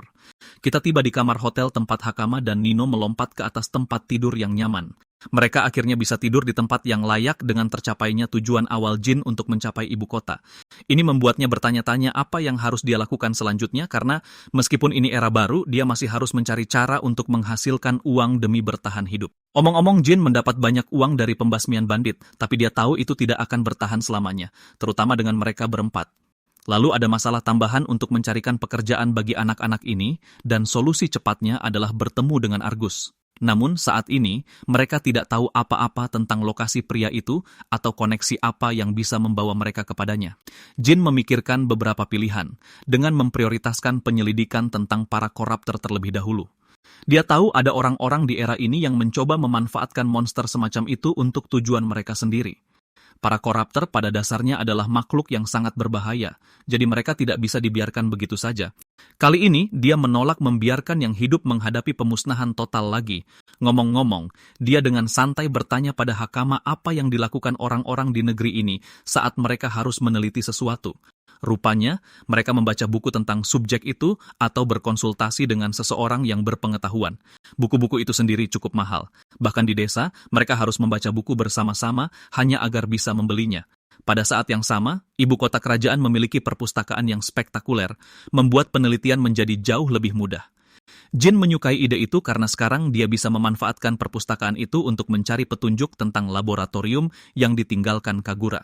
Di adegan berikutnya, Jin berada di meja resepsionis tetapi gadis itu secara terbuka menolaknya menggunakan fasilitas tersebut. Karena buku dianggap sebagai properti nasional yang suci, mereka tidak mengizinkan sembarang orang masuk dengan bebas. Hanya siswa dari akademi yang diakui atau bangsawan yang diizinkan menggunakan tempat seperti itu, sekali lagi memperumit situasi pahlawan kita. Hakama dengan lucunya mengingatkan Jin bahwa dia bahkan belum bisa membaca dalam kondisinya saat ini. Meskipun dia berusaha keras untuk belajar huruf, butuh waktu baginya untuk memahami bahasa sepenuhnya. Jin menggaruk-garuk kepalanya seolah-olah sedang mempersiapkan ujian, sementara dua pria berjubah diam-diam memata-matai mereka sebagai bagian dari misi. Mereka menghampiri Jin untuk sekadar mengobrol, tapi sebenarnya itu adalah percakapan yang dimulai dengan pukulan keras. Pahlawan kita secara refleks langsung menangkap tinjunya sebelum mengejek pria itu karena punya sopan santun yang luar biasa dalam perkenalannya. Sia-sia saja keamanan kota jika orang-orang menyerang seperti ini, tapi pria itu tetap sombong dan Jin menepis tinjunya ke udara, membelokkan ledakan sihir yang kuat. Petarung itu memujinya karena punya insting yang tajam, sementara Poi tidak habis pikir bagaimana orang-orang ini secara terbuka menggunakan kekuatan suci di tengah-tengah area sipil. Pahlawan kita ingin tahu ada apa dengan para pecundang ini, dan dengan cepat menyadari bahwa seseorang telah menargetkannya. Namun, itu justru menguntungkannya, meskipun para pengganggu ini mengancam kelompok Jin untuk pergi dari ibu kota, kecuali mereka ingin menghadapi bahaya. Jin tidak bergeming dari posisinya, mempersilakan pria itu untuk mencoba menyerangnya lagi, hanya untuk membuat tinjunya ditangkap dan benar-benar dibanting ke tanah yang keras. Setelah menyadarkan salah satu dari mereka, dia beralih ke yang lain yang menembakkan ledakan sihir tepat ke arahnya. Jin menolak menghindar dan menahan serangan api itu secara langsung, membuat pria ini berpikir dia telah memberikan kerusakan serius. Tapi dari dalam asap muncul sebuah tangan saat dia dengan cepat mencengkeram pria itu dan mengangkatnya seolah-olah dia tidak berbobot sama sekali. Dengan nada serius, Jin mengejek mereka karena sangat lemah saat menantangnya, itu pun jika mereka punya niat untuk mencoba. Jin benar-benar seperti Gojo Satoru di cerita ini. Sementara itu, korbannya bertanya-tanya bagaimana bisa spesies tingkat rendah mampu memiliki kekuatan sebesar itu. Tiba-tiba, pasukan ksatria menghentikan pertarungan. Itu adalah Carina yang kesal karena harus mengganggu hari liburnya untuk masalah ini. Gadis itu bahkan tidak peduli dengan para penyerang yang menyerang Jin. Dia hanya ingin menjebloskan Hakama dan pahlawan kita ke penjara untuk terakhir kalinya yang justru menguntungkan Jin, menciptakan keributan yang menarik perhatian seseorang yang terhubung dengan Argus, bahkan saat dia sedang berteriak di depannya. Setelah membubarkan perkelahian jalanan, Karina melihat Jin dan langsung bersemangat karena dia yakin akhirnya menangkap Jin si spesies inferior yang membuat masalah lagi di kota. Dia baru saja akan mulai menceramahinya, tetapi seorang penonton demi-human yang berdiri di dekatnya menghampirinya dan mengaku bahwa dia melihat semua yang terjadi. Penonton itu menjelaskan bahwa Jin sebenarnya yang diserang lebih dulu dan dia hanya membela diri selama pertarungan. Ketika Karina memeriksa wajah para penyerang, dia dengan cepat menyadari bahwa mereka adalah juniornya yang bodoh dan sering membuat onar dari Akademi Harnisk. Dia diam-diam berharap adik perempuan Kapten Ksatria Suci tidak terlibat dalam kekacauan ini lagi. Jin bertanya pada Karina apakah dia sedang berpatroli dan menanyakannya, menunjukkan bahwa dia pikir anggota guild biasanya menangani tugas seperti ini di sekitar kota. Karina menjawab kalau dia hanya menjalankan tugasnya sebagai ksatria untuk menjaga ketertiban saat sedang dalam perjalanan ke kafe terdekat. Setelah melihat sendiri Jin mengalahkan beberapa murid kuat dari akademi dengan mudah, Karina mulai merasa bahwa kecurigaan kaptennya sebelumnya tentang manusia rendahan ini mungkin memang benar. Dia kemudian mencoba pamit dan meminta Jin untuk tidak membuat masalah lagi, tetapi Jin tidak membiarkannya pergi begitu saja, dan malah menggunakan kesempatan itu untuk memintanya mengantarnya bertemu dengan kaptennya, Argus. Setelah manusia purba itu akhirnya bertemu dengan Kapten Argus dari Divisi Ketujuh, dia langsung ke intinya dan meminta pria itu untuk mempekerjakan mereka, mengingatkan Argus bahwa dialah yang sebelumnya menawarkan bantuan. Ketika Argus bertanya tentang anak-anak yang datang bersamanya, Jin menjelaskan bahwa dia akhirnya berhadapan dengan para bandit yang dicari Argus dan berhasil menangkap mereka sebelum menyerahkannya ke guild. Argus menjadi cemas karena sulit baginya untuk percaya bahwa seseorang yang terlihat seperti spesies rendahan bisa menyelesaikan semua itu dengan begitu cepat. Jin kemudian melanjutkan penjelasannya bahwa dia membawa Nino dan kakaknya, Poirot, karena mereka tidak punya siapa-siapa lagi untuk diandalkan, dan orang-orang akan memperlakukan mereka dengan buruk karena dianggap spesies rendahan. Karena itu, Jin meminta kapten apakah dia bisa mengaturkan suatu pekerjaan untuk mereka. Kapten Argus mengingatkan manusia purba itu bahwa dia tidak punya kewajiban apapun terhadap mereka, tetapi Jin berargumen bahwa dia bersedia bertanggung jawab atas anak-anak itu karena dialah yang menyelamatkan mereka. Argus menganggap alasan ini menarik sementara anak-anak itu menatap penyelamat mereka dengan ekspresi penuh harap. Kapten itu kemudian dengan cepat mendapatkan ide dan memutuskan untuk menggunakan anak-anak itu sebagai alat tawar-menawar. Dia dengan tenang memberitahu Jin bahwa dia akan mengizinkan anak-anak itu tinggal dan bekerja di tempatnya hanya jika Jin setuju untuk bekerja sebagai guru di akademi. Jin menerima syarat itu tanpa banyak berpikir, dan tak lama kemudian anak-anak itu mengenakan pakaian pelayan. Poi berterima kasih kepada kapten dengan tulus, sementara kapten menginstruksikan pelayan lainnya untuk mendidik mereka dengan baik dan memastikan tidak ada diskriminasi yang terjadi. Saat Jin berjalan pergi bersama Argus, dia bertanya pada kapten apa maksud tersembunyi di balik tawarannya untuk bekerja sebagai instruktur. Argus menjelaskan bahwa meskipun dia tidak tahu pasti dari mana Jin berasal, instingnya mengatakan bahwa Jin adalah orang yang bisa dipercaya. Kapten itu kemudian langsung ke inti permasalahan dan memberitahu Jin bahwa dia ingin Jin menyusup ke Akademi Harnisk. Jin menjadi serius dan meminta penjelasan yang layak, dan Argus mulai menjelaskan perebutan kekuasaan yang sedang terjadi di ibu kota. Menurutnya, beberapa faksi terkunci dalam perang dingin yang senyap untuk memperebutkan takhta karena raja sakit parah dan bisa mati kapan saja. Dia lebih lanjut menjelaskan bahwa selain konflik suksesi yang biasa, ada juga individu yang tidak memiliki hak sah atas takhta, tetapi tetap ingin merebut kekuasaan. Rupanya, orang-orang ini sangat berbahaya dan bahkan menggunakan para koruptor yang oleh orang-orang di era ini disebut invader sebagai senjata untuk melancarkan rencana mereka. Jin teringat Tuan Shapian dan mulai menyadari bahwa mungkin ada tokoh-tokoh yang lebih merepotkan darinya.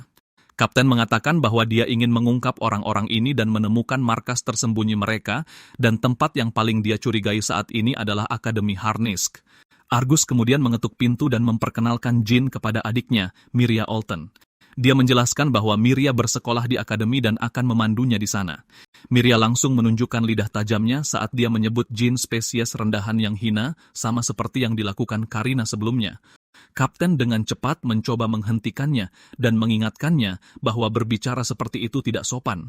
Namun, dia terus bersikeras bahwa dia tidak setuju memberikan tugas sepenting itu kepada seseorang yang dia anggap sebagai spesies rendahan. Menunjukkan sikapnya yang tidak sopan, yang membuat kapten malu, dan dia meminta maaf atas perilakunya. Karina mendekati Jin dan berbisik pelan bahwa Miria sebenarnya sangat mampu, tetapi dia sangat tidak menyukai spesies rendahan.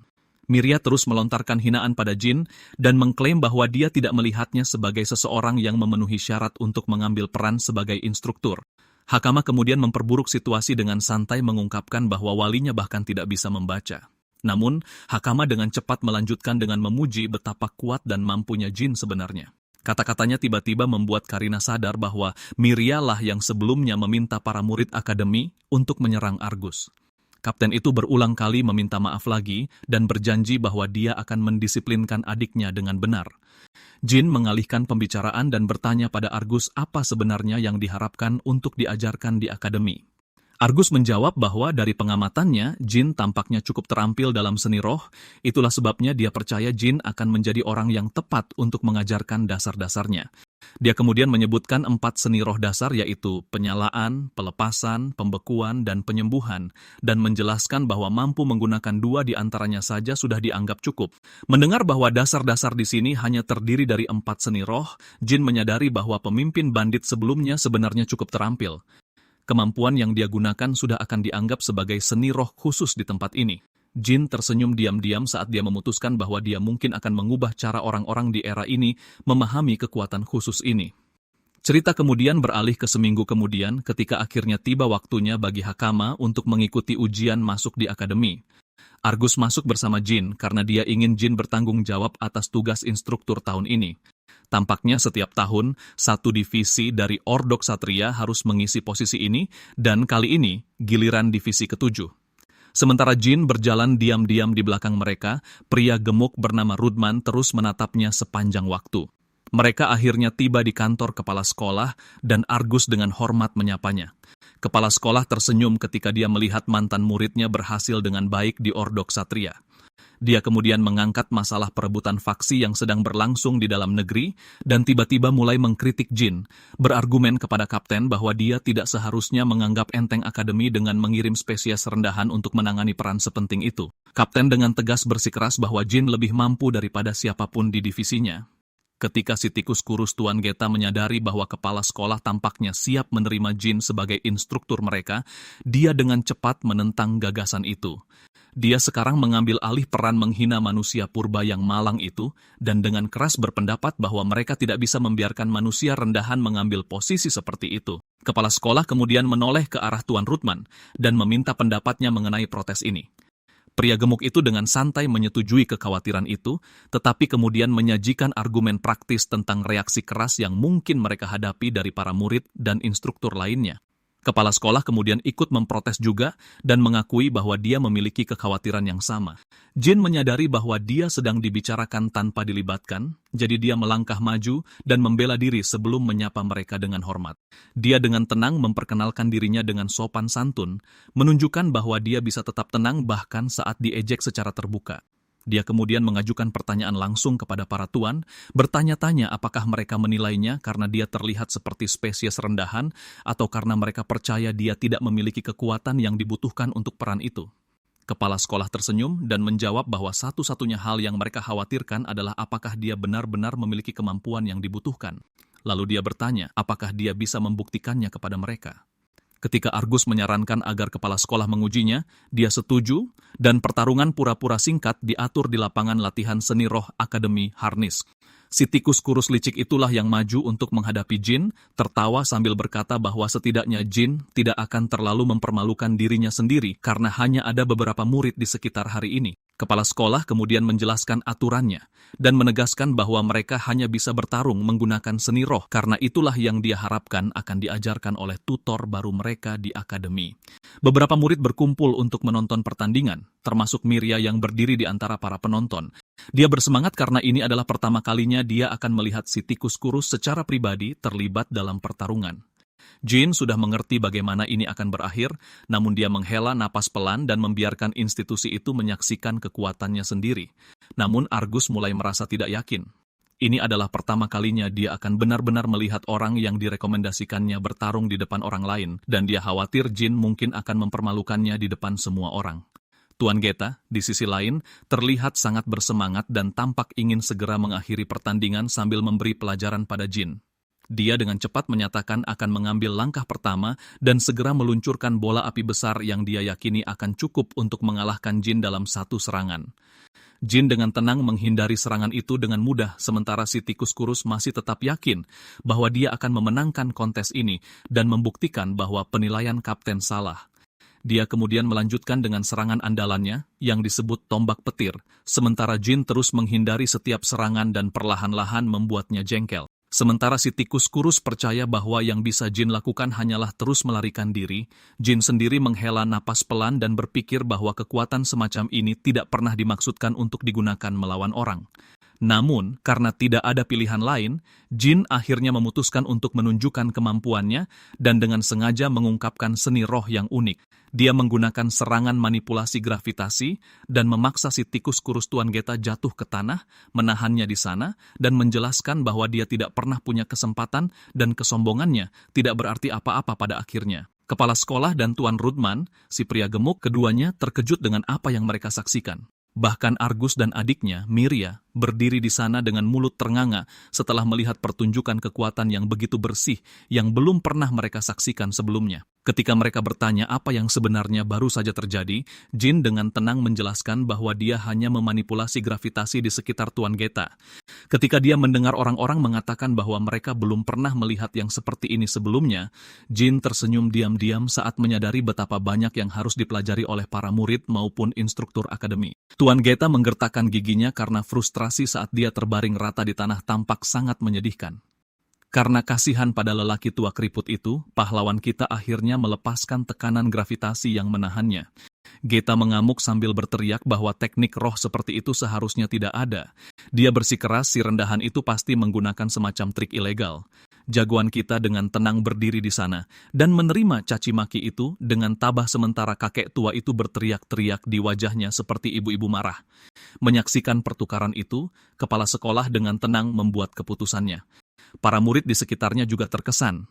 Miria, khususnya, tidak bisa mengerti bagaimana dia mengendalikan kekuatan dewa sebanyak itu. Biasanya, kaum rendahan hampir tidak memilikinya sama sekali. Rasa penasarannya memuncak, dan dia bertekad untuk mengungkap siapa Jin sebenarnya. Adegan beralih ke upacara penyambutan seminggu kemudian. Di sana, kepala sekolah mengumumkan bahwa Akademi Harnis didirikan untuk melatih para pejuang yang mampu melenyapkan ancaman penyerbu. Siapapun yang terlalu lemah untuk mengimbangi tidak punya tempat di dalam temboknya. Namun, mereka yang berhasil praktis dijamin masa depan yang penuh dengan status dan pengaruh. Mengamati dari atas, beberapa demi human yang berdiri di dekat Miria terkejut dengan banyaknya pendatang baru yang telah berkumpul. Cukup banyak dari mereka bahkan tidak berasal dari keluarga bangsawan. Seorang demi human singa bernama Rias menyapa Miria dengan santai. Dia menyebutkan bahwa tidak terduga melihatnya menghadiri upacara penyambutan secara langsung. Saat sedang mengobrol, dia tiba-tiba melihat seorang rendahan duduk di samping para pengajar dan hampir tersedak. Dia benar-benar kehilangan ketenangannya ketika Miria mengungkapkan bahwa si rendahan itu sebenarnya adalah guru baru mereka. Dia meminta kesan pertama Rias yang jujur murni berdasarkan penampilan. Ketika dia dengan belak-belakan menggambarkan pria itu sebagai orang biasa-biasa saja yang menyedihkan, dia mengakui bahwa itu juga penilaian awalnya.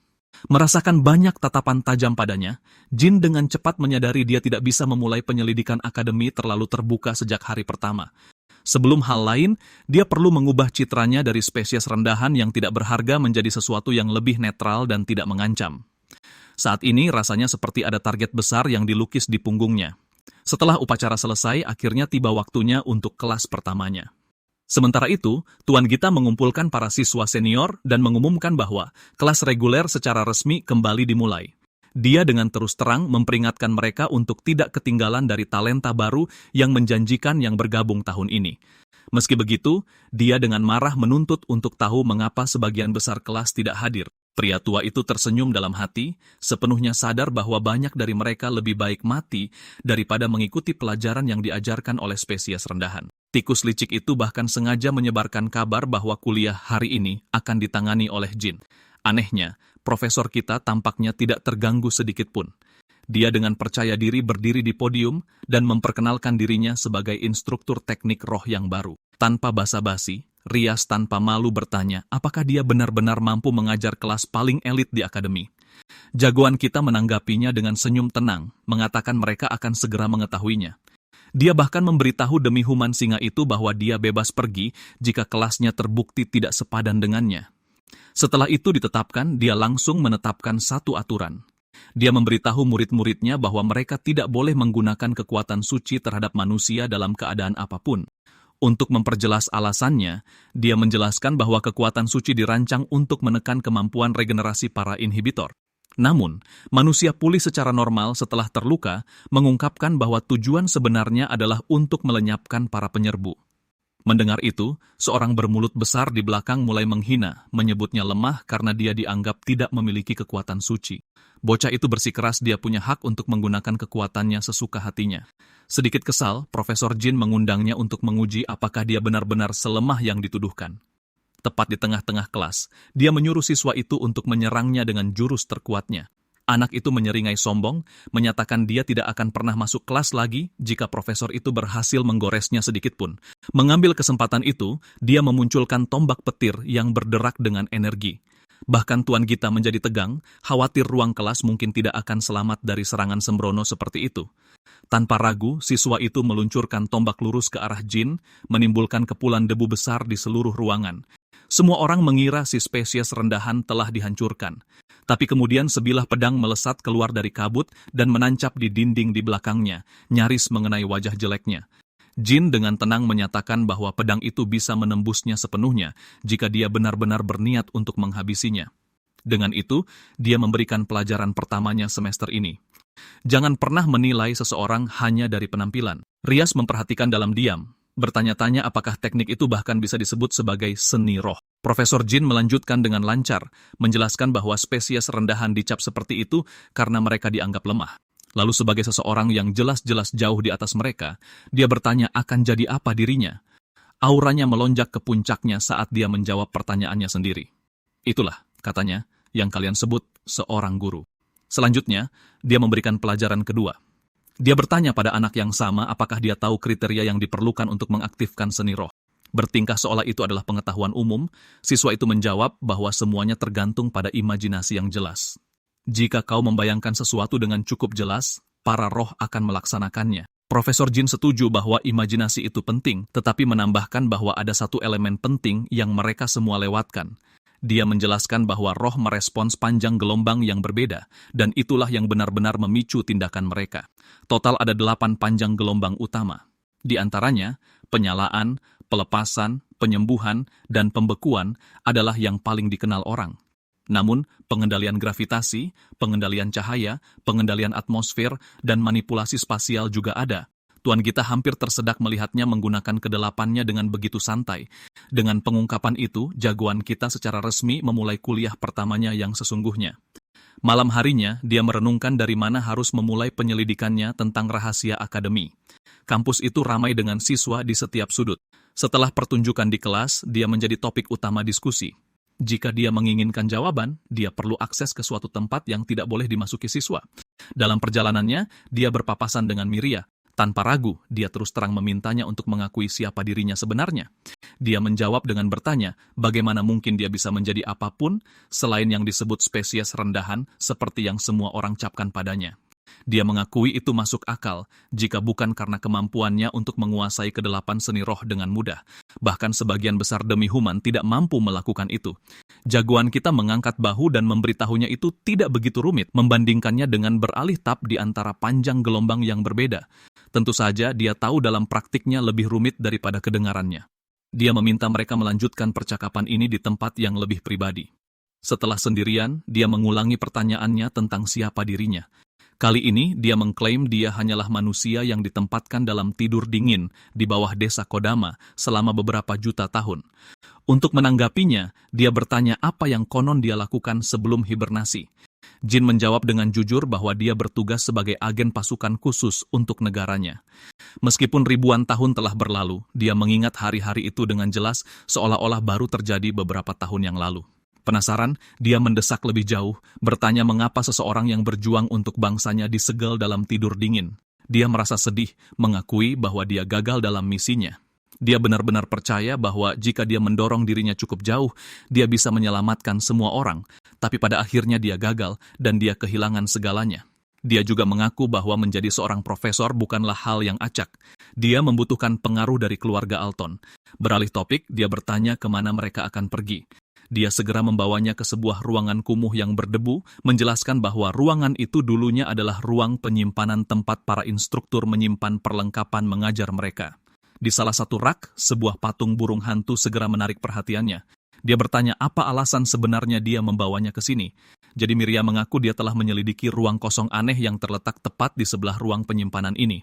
Ruangan itu terlalu besar untuk tidak digunakan, yang membuatnya yakin ruangan itu menyembunyikan sesuatu yang penting. Tanpa membuang waktu, Profesor Jin dengan santai mengulurkan tangan dan mengambil patung burung hantu itu. Dia meliriknya dengan bingung, bertanya-tanya mengapa dia mengelus-elus hiasan tua yang berdebu.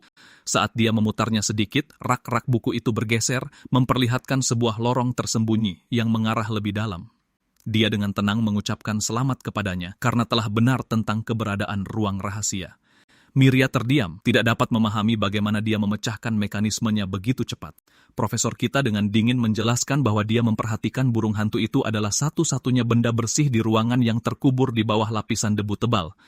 Setelah itu, dia menyuruhnya untuk tetap di belakang sementara dia masuk untuk menyelidiki ruangan mencurigakan itu sendirian. Terkejut, Miria dengan tegas menyatakan dia akan menemaninya. Dia mengingatkannya bahwa mungkin ada penyerbu berbahaya di dalam dan dia mungkin tidak bisa melindunginya. Gadis berambut pirang itu menegaskan bahwa keahliannya tidak boleh diremehkan. Dia dengan percaya diri mengklaim bahwa dia jauh di atas semua orang di kelasnya dan hanya kakaknya yang mungkin melampaui keahliannya. Mendengar itu, dia memutuskan untuk mempercayai kata-katanya.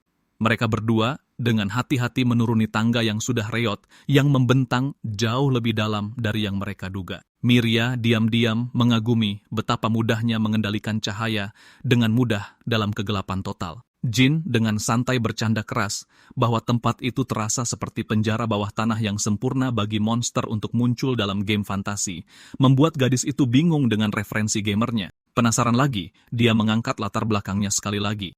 Dia bertanya, apakah dia sudah memiliki tersangka karena memburu ancaman seharusnya adalah keahliannya. Dia tidak bisa menahan rasa geli melihat betapa cepatnya gadis itu menerima ceritanya yang luar biasa. Sebagai hadiah kecil atas kepercayaannya, dia mengungkapkan bahwa dia memiliki kecurigaan kuat bahwa Tuan Ruthman mungkin terlibat entah bagaimana. Dia segera bertanya mengapa dia begitu yakin. Profesor Jin menjelaskan bahwa meskipun pria itu tampak karismatik saat kuliah, ada sesuatu yang sangat meresahkan tentangnya saat dia sendirian. Di saat-saat hening itu, bajingan licik itu memberikan kesan seseorang yang pasti merencanakan sesuatu yang mencurigakan.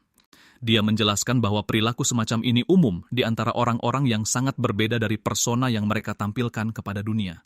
Selain itu, menurutnya cukup jelas bahwa pria itu sangat jeli untuk ukuran seorang guru. Miria mengaku awalnya dia malah mencurigai Lord Gita. Tapi Jin menepis teorinya, menunjukkan bahwa seseorang yang tidak bisa mengendalikan emosinya tidak akan pernah bisa merencanakan sesuatu yang benar-benar jahat. Yang mengejutkannya, dia bahkan mengatakan bahwa orang tua keriput gila itu mungkin sebenarnya baik hati. Akhirnya, keduanya sampai di dasar tangga yang terbuka ke sebuah aula besar penuh debu. Mata Miria terbelalak kaget melihat labirin raksasa yang tersembunyi tepat di bawah halaman akademi. Tiba-tiba, Jin berhenti berjalan karena dia sama terkejutnya. Bahkan dalam imajinasi terliarnya pun dia tidak menyangka akan menemukan laboratorium Kagura tersembunyi di tempat seperti ini. Saat Jin melihat pintu yang dilindungi oleh nanomachines, yang oleh orang-orang di era ini disebut sebagai roh, dia menjadi yakin bahwa ini pastilah laboratorium Kagura. Miria menjadi gugup karena meskipun sudah lama mencari, dia tidak pernah berhasil menemukan pintu besar yang tersembunyi di bawah akademi selama ini. Jin menjelaskan kepadanya bahwa orang biasa akan membutuhkan kunci akses khusus untuk membuka pintu seperti itu. Dia ingat bagaimana Hakama mewarisi kunci itu di desa Kodama, dan dia yakin seseorang di tempat ini pasti mewarisi kunci serupa dengan cara yang sama. Namun, Jin sudah tahu bahwa dirinya secara otomatis memiliki akses penuh, jadi dia dengan tenang mengulurkan tangannya ke depan.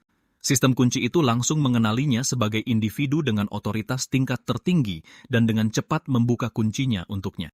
Saat gerbang besar perlahan terbuka, Jin bertanya-tanya apakah orang yang mencoba menggulingkan para penguasa negara ini mungkin juga seseorang yang memiliki akses ke tempat ini. Sementara itu, Miria masih berdiri di sana tertegun, tidak bisa memproses bahwa sesuatu seperti ini ada tepat di bawah akademi mereka selama ini. Dia kemudian bertanya pada Jin apakah dia benar-benar tidak membutuhkan kunci, dan Jin dengan santai mengatakan bahwa manusia purba memang istimewa dalam hal itu. Miria akhirnya mulai percaya bahwa kata-kata Jin mungkin benar, dan diam-diam mengikutinya lebih dalam ke laboratorium tersembunyi di bawah tanah. Di dalam, mereka menemukan beberapa koruptor yang dikurung di dalam sangkar logam besar, dan anehnya, semuanya tetap tenang tanpa menunjukkan tanda-tanda akan mengamuk. Jin ingat para koruptor yang dikurung para bandit sebelumnya dan teringat bagaimana mereka juga tetap diam secara tidak biasa sampai saat mereka akhirnya dilepaskan. Namun, hal yang paling mengganggunya adalah pertanyaan tentang bagaimana seseorang bisa mengangkut koruptor sebesar itu ke tempat seperti ini tanpa ketahuan.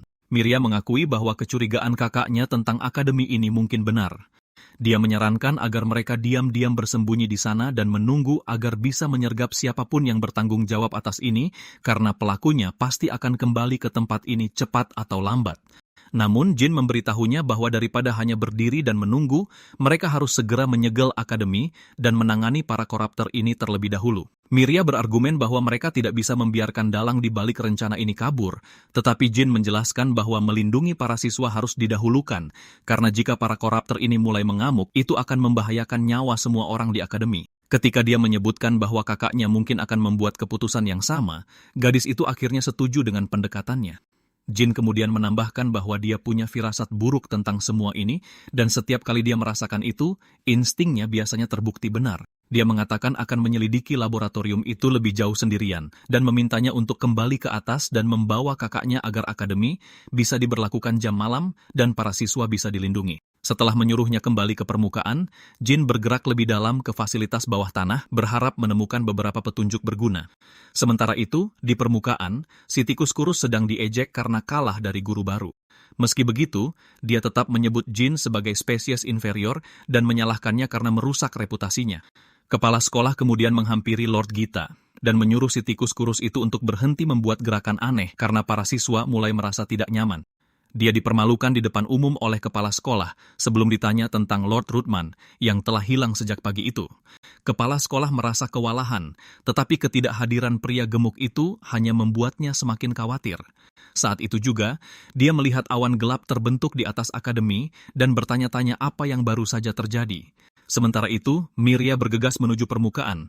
Tetapi saat dia keluar dari pintu, dia berhadapan langsung dengan Lord Ruthman, pria gemuk yang telah hilang sejak pagi, sekarang dengan ekspresi jahat yang jelas menunjukkan dia berniat buruk. Kembali ke lab, Jin memeriksa beberapa portal kemerahan aneh yang tampak berdenyut seolah-olah hidup. Dia bertanya-tanya apakah benda ini benar-benar hidup dan apakah Kagura yang membuatnya. Jin kemudian menemukan kubus pesan yang ditinggalkan Kagura bersama dengan injektor nanomachin. Manusia purba itu berharap kubus itu berisi petunjuk untuk membantunya memahami dan menyelesaikan situasi saat ini. Dia dengan cepat mengaktifkan kubus itu dan sebuah hologram Kagura muncul, dengan santai memegang kopi. Kagura sudah menduga Jin akan mencapai fasilitas ini sebelum orang lain karena lab ini adalah yang terdekat dari tempat dia akan terbangun. Dokter itu menjelaskan bahwa di lab ini, dia sedang mengembangkan perangkat yang belum pernah dicapai manusia bahkan ratusan juta tahun yang lalu dan sebagian kecil dari kekuatan perangkat itu telah disegel di dalam injektor untuk digunakan Jin. Dia memuji dirinya sendiri atas pencapaian ini sebelum akhirnya mengungkapkan bahwa perangkat luar biasa yang dia maksud sebenarnya adalah perangkat teleportasi. Tak pernah terbayangkan dalam imajinasi terliarnya bahwa Kagura mampu membangun sesuatu dalam skala ini, tetapi sekarang semuanya mulai masuk akal. Argus menyebutkan bahwa para penyerbu muncul di seluruh kota entah dari mana. Lonceng alarm mulai berbunyi di kepalanya, karena siapapun yang memiliki perangkat ini kemungkinan besar berada di balik semuanya, terutama dengan monster seisi kebun binatang yang dikurung di bawah sini. Kemudian dia menyadari ada yang aneh dengan pesan rekaman ilmuwan gila itu. Perangkat teleportasi yang asli berwarna biru murni. Jika itu benar, lalu apa-apaan perangkat merah yang berdiri di depannya sekarang ini? Tepat saat jam terdekat berdentang 12, perangkat itu aktif dengan keras. Jin menenangkan dirinya, bersiap untuk mimpi buruk apapun yang akan keluar darinya. Sebaliknya, setiap penyerbu di dalam sangkar langsung lenyap begitu saja. Di permukaan, Argus dan para ksatria suci menyaksikan mimpi terburuk mereka terjadi secara langsung. Ratusan penyerbu menghujani ibu kota kerajaan dari langit, tampak seperti mereka baru saja terjun ke dalam pertandingan Battle Royale. Kembali ke bawah tanah, pria gemuk berminyak itu menoleh ke arah Miria dengan senyum paling menyeramkan yang bisa dibayangkan. Dia dengan mengejek bertanya mengapa dia tampak begitu tegang dan tidak sabar. Miria dengan dingin menyuruh babi yang bertanggung jawab atas semua ini untuk menyingkir kecuali dia cari gara-gara. Benar-benar terkejut, Lord Ruthman mengakui bahwa dia curiga Miria telah menyelidikinya selama beberapa waktu. Sialnya, dia baru menyadarinya terlambat. Ketika Miria menuntut untuk tahu apa artinya itu, dia dengan tenang menyatakan bahwa hari penghakiman telah tiba. Si kentang botak itu menghela napas, mengungkapkan bahwa dia awalnya berencana untuk menunda acara ini, tetapi dua tikus yang mengendap-endap di sekitar laboratoriumnya memaksanya bertindak. Lebih spesifiknya, dia menyadari bahwa ancaman nyata bagi rencana besarnya adalah Jin. Setiap instingnya memperingatkannya bahwa instruktur baru itu akan menjadi masalah terbesar yang bisa dibayangkan, sama seperti kakak Miria. Tanpa perlu konfirmasi, dia sudah tahu Jin adalah orang yang menemukan lorong tersembunyi itu. Memutuskan dia telah membuang cukup banyak waktu bicara, dia menyimpulkan yang terbaik adalah melenyapkan semua saksi di sini. Miria hampir tertawa mendengar gagasan bahwa pria itu percaya bisa mengalahkannya.